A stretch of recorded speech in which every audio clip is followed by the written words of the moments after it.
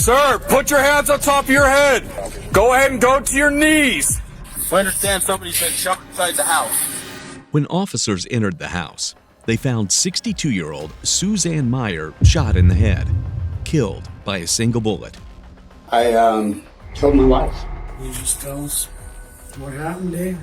This goes back 11 years.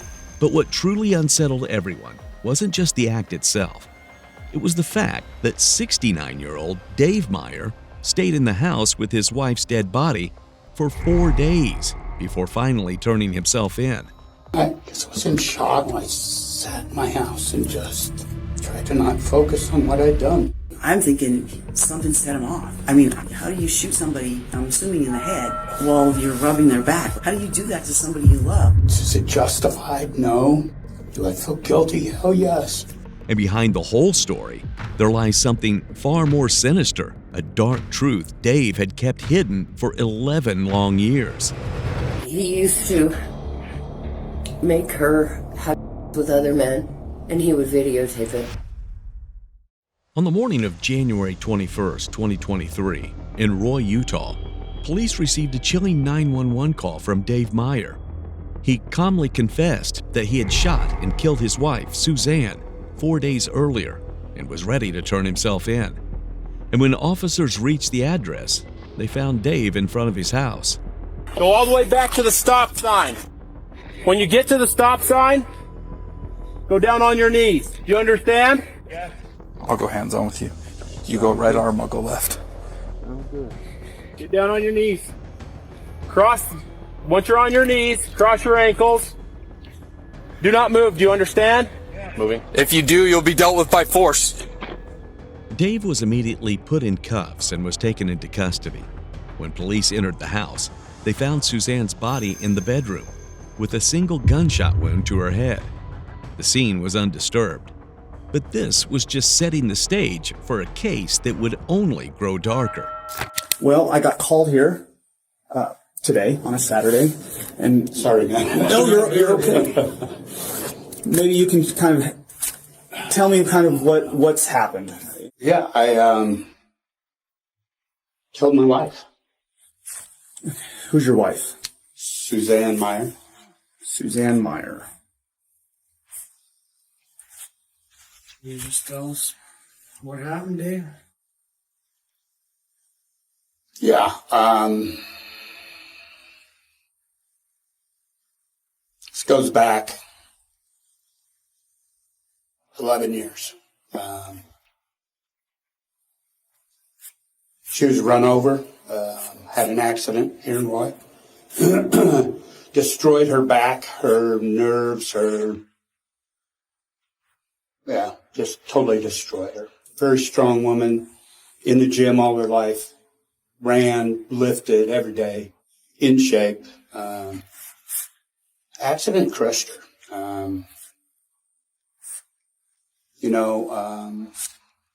She went to doctors. She finally ended up having some bars put in her back, some steel bars. However, she was never out of pain. This and that medication didn't do any good. She's fought that for 11 years. And finally she had enough. She, here 6 months ago, through injury here and there, she just couldn't go to the gym anymore. She couldn't run anymore. That was her life. That was everything. We lived in the gym. At this point, Dave is just laying the groundwork, calm and composed, almost too collected. But he's moments away from revealing the reason behind the murder. And rest assured, it's just as unsettling as the way he carried it out. And she used to tell me all the time, if it weren't for my dogs, not me, the dogs. She here in the last freaking month, she'd tell me, here's a strong woman who and I just watched her crumble. She would go to the doctors and automatically they would see she's on. And of course, course, they didn't give her enough to take care of the pain. It was always to dull the pain. Well, back pain is, she couldn't even bend over to pick up anything off the floor. Finally she reached a point. She said, please just help me. I couldn't do it. And, it probably went on for a month where she just kept asking me to get her, and her misery. And I'm not sure when. I don't know if I've been in shock. I don't know if I've been. I don't know. And I think it was Tuesday or Wednesday. We were laying on the bed, and she said, "Please." And she said, "I don't want to live with this pain anymore." And so she was laying half on the bed, half off, and I was rubbing her back, and she said, "Please." I took the pistol, and I was rubbing her back, and I shot her. Husband of the year. Dave Meyer loved his wife so much that he shot her dead. One thing to notice is that there's no way anyone can confirm if Suzanne really wanted to die, and Dave seems to be taking full advantage of it. But like in countless cases around the world, the truth has a habit of surfacing sooner or later, and the truth behind this story was about to be revealed soon enough. I guess I went into shock, and I don't know, for 4 days, 3 days, I don't even know. I didn't sleep. I slept odd, just in the couch, on the chair. I just kept the bedroom door closed.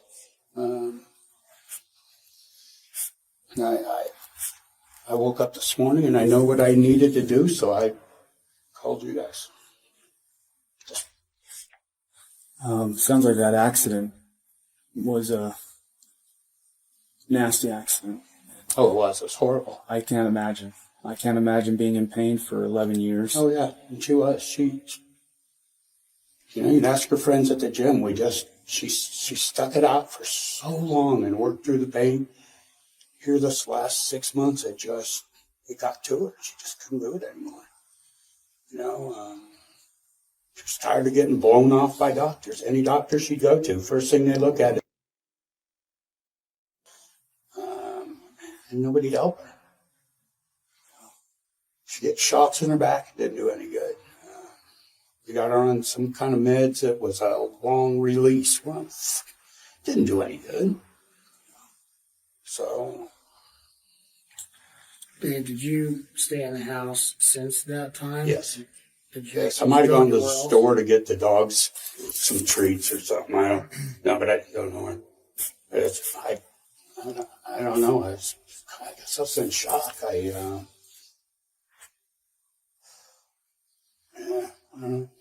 didn't go anywhere. Made the store. Just beyond the store, nowhere else.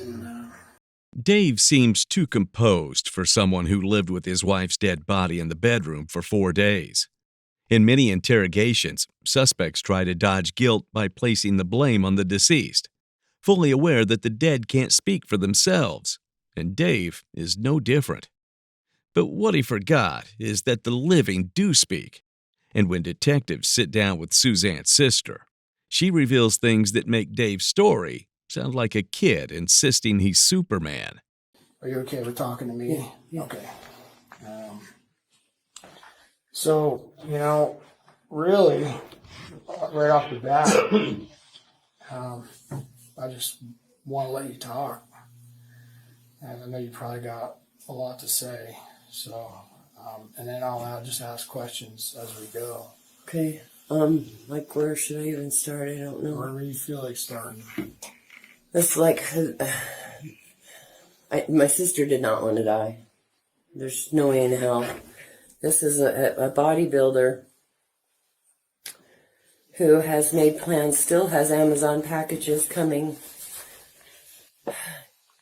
My mom's dying. She wouldn't have let me do it by myself. That is my sister. Yeah. She did not want to die. And it wasn't a car accident. It was she was jogging and a bicycle hit her. It wasn't a car accident. And when was that? Do you know? been 7 years ago. No, before we got together. Oh yeah. So it's been about 10. Probably right after she got with the murderer. Okay, so let me ask you this. Did she ever say to you that she couldn't deal with the pain and she wanted to die? No. No. She said the pain is horrible, I can't stand this, I don't know what to do. But no, I did not want ever. And there it is. Behind every calm word from Dave hides a carefully spun web of lies. Unaware that others are already talking, he continues his story with full confidence. But the game has changed. Now, as he speaks, one would finally be able to see the cracks forming. You said you took the pistol and shot her. Mm-hmm. What kind of pistol is it? The 9mm. I know. Is it what's the brand? Smith & Wesson. Smith & Wesson. And where did you shoot her at?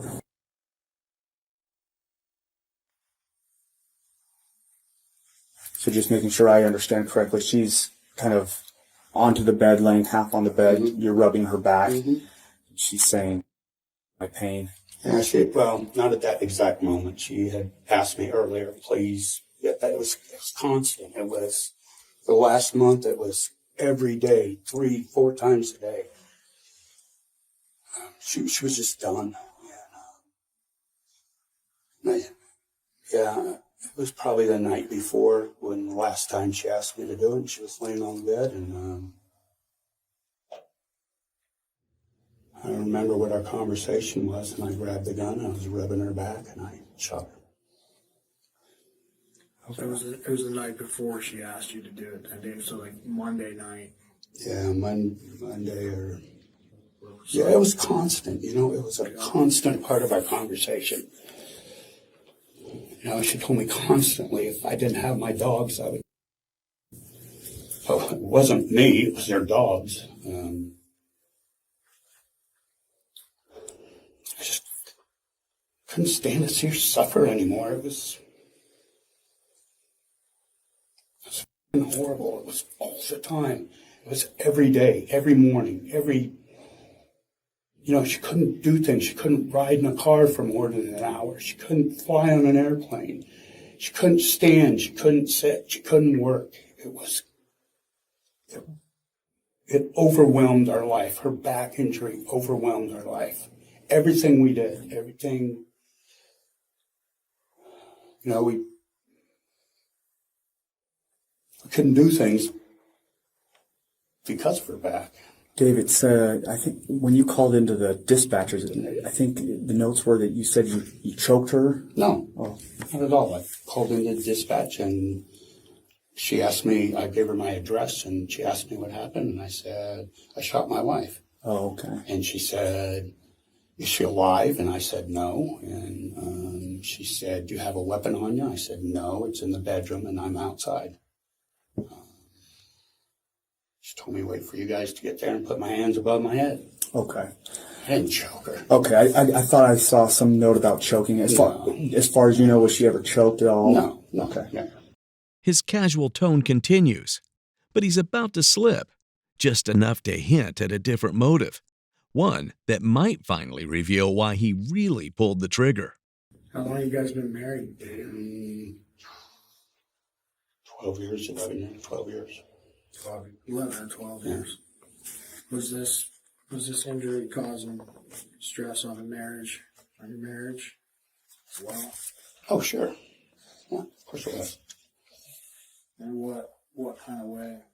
Well, here's a viable woman that was strong, was healthy, was a runner, a weightlifter, competed in bodybuilding contests, and all of a sudden, slowly over that 11 years after her injury,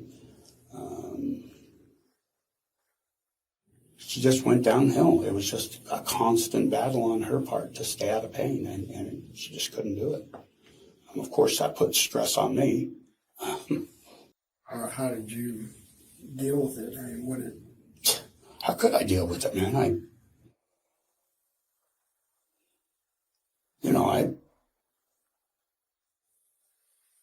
just lived with the pain like I had the pain. There was things we couldn't do. There was, it was just hard, man. It's starting to feel like Dave wasn't just helping his wife, but that his entire life was dictated and dedicated to her injury. Her pain has become his burden, and it clearly affected him. So there's a strong chance that Dave pulled the trigger not out of mercy, but because he was simply done living that difficult life. But that's not even the prologue. And one by one, each of Dave's disturbing choices is about to crawl out. And it all begins when Suzanne's sister starts revealing the truth. And I mean, it's all text messages. You can have them. You can. Okay. I mean, he used to make her have with other men, and he would videotape it. And how do you know that? she told me. Okay. And I might have some things in text as well. Okay. He has never physically abused her, but he does like he's going to hit her. Okay. And now And how do you know that? she told me. Okay.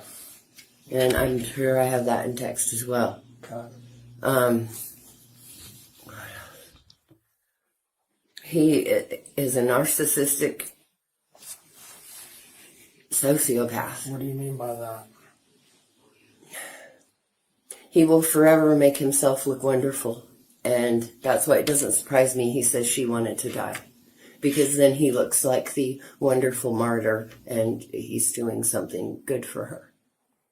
No way in hell. You give your wife a back rub and you shoot her in the head? She didn't even know it was coming. That's the harsh reality behind the actual trauma Suzanne suffered through. It had been showing from the very beginning, but now it all makes sense. Dave's narcissism was always there, and it was quite evident by his choice of words and behavior. And now, just when the picture starts getting clearer, a client, someone Dave personally trained at the gym, comes forward and confirms exactly what Suzanne's sister said about his aggressive side. He said that she was really mean. And he said he just had to blow everything off that she said to him. And like she would just like be like saying things to him, just trying to piss him off. And then she'd try to get him to hit her so she could call the cops on him. Okay. And she did a lot of things like that. I just can't believe he shot her. I'm thinking something set him off. And how do you shoot somebody, I'm assuming in the head, while you're rubbing their back, like the KSL says? How do you do that? How do you do that to somebody you love? Like, sure. How do you kill them like that, you know? And I mean, there was more humane ways to do it, so a lot of the things just don't make any sense to me. Did he ever have any conversations with you about harming Sue or wanting to hurt Sue or anything like that? Well, a couple of weeks ago, he told me that he almost shot her. A couple weeks ago? Yeah, a couple of weeks ago, he told me he almost shot her. And I was like, God, I said, Dave, don't do that. I said, freaking leave the house, call me, whatever. I said, don't do that. I said, it's not worth it, you know? I think that's when she was just in his face, you know? But that almost shooting quickly turned into a bullet to the head. Unlike the other two, Dave sticks to his script, insisting he was in shock. But the neighbor's surveillance footage gives a different story, showing him calmly doing chores like it was just another Thursday. If he had the presence of mind to take out the trash, calling 911 shouldn't have been too hard. Clearly, there's a lot Dave is leaving out. I was rubbing her back with this hand, and I had the weapon in this hand. I was rubbing her back, and I put it up this way, and I shot. And I threw the weapon over on the bed. And I got up, and I walked out of the room. So the weapon's in the right hand. Mm-hmm. There's no plan as to where you just pointed the weapon at her. I just pointed and did. Okay. And believe me, I thought a lot about going back in the bedroom and doing myself.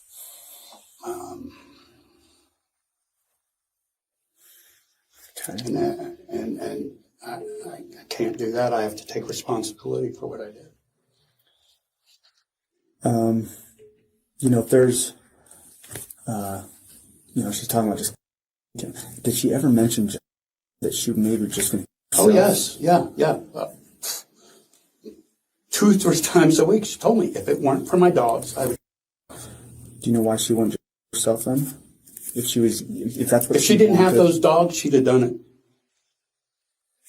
a long time ago. Only thing kept her whole life was into those dogs since, her life was the gym and the dogs. It's the reason they're a man's best friend. Oh, they are. That's exactly they really it. are. Yeah. We would do anything for dogs. Yeah. She would do her thing in the gym, I would do mine. And then probably 6 months ago is when she just wasn't able to do it anymore. She just could not freaking do it. It took every bit of strength she had to walk the dogs. And that was her priority for the day, was walking those dogs. Yeah. Let me rephrase my question.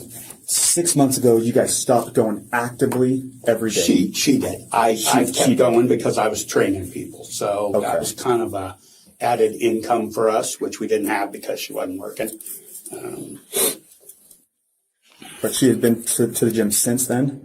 Maybe a few times, maybe half a dozen times, spread over. Okay. 3, 4, 5, 6 months. Did she have a cane? How was her mobility? She was able to walk freely? Yeah. She wasn't in a wheelchair? No. Okay. Did she ever go to physical therapy after the injury? Yeah, after the injury she did for a long time. And how long has that been? How long has she stopped going there? Probably a year after she was injured. Okay. It wasn't doing any good. So maybe 10 years ago she stopped going to physical therapy. And when she had her little injuries, like her bicep tear and her rotator cuff tear, she went to physical therapy for a couple of weeks on both of those, but not for her back. Do you know who her physical therapist was? No. Do you guys have a history of arguments? No. Fighting? No. How would you describe your guys' marriage? Very good. Yeah? Yeah. We were married. She kind of did her thing. I did mine. And, once we lost the gym together, that was, that was kind of weird. What's that, Dave? You said it was kind of weird after. Yeah, it was weird not working out with her anymore. I mean, that was our whole life together. And she just couldn't do it. She might be able to do it, but she was in so much pain afterwards, it wasn't worth it for her. Was there anything that you would like to tell us additionally that you made? No, not really. I mean, I did it. I'm guilty. I can't say any more than that, right? I mean, I did it. I don't dispute that fact. A wife asking to be killed and the husband actually going through with it is something that just doesn't sit right with the detectives. Sure, Dave turned himself in, but he also had 4 entire days to carefully craft his version of events. And without solid evidence, cracking that story isn't going to be easy. And while Dave's responses hit the same dead ends, his client was about to pour out a flood of revelations, one that would finally start to explain Dave's eerie calmness after murdering his own wife. I shake when I'm nervous, and I wanted to tell you that yesterday, but I'm so afraid my husband's going to find out that I was seeing Dave. I saw him from February 15th through the end of October 21. You guys were having a relationship? Yeah, February 18th through what? Yeah, the date's on there. I think to the end of October. Oh. When his wife was still working, I would go over his house. I knew where they lived before that, but that's why I knew where I was that's where I know where they live. Because I've been over there before to buy stuff from him and take money when Sue was there, years ago. And I think 2019. But I started seeing him in February of 21 through, I think, October of 21.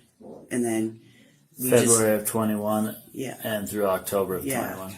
Okay. And since then, she hasn't been working, and we were not able to get together. And to make a long story short, as time went on, I just didn't. I loved Dave with all my heart, but I wasn't going to leave my husband, and I don't think he was going to leave his wife. And I just didn't have the heart to tell him, because he's been going through so many medical problems, that I didn't want to be with him anymore. I just wanted to be friends.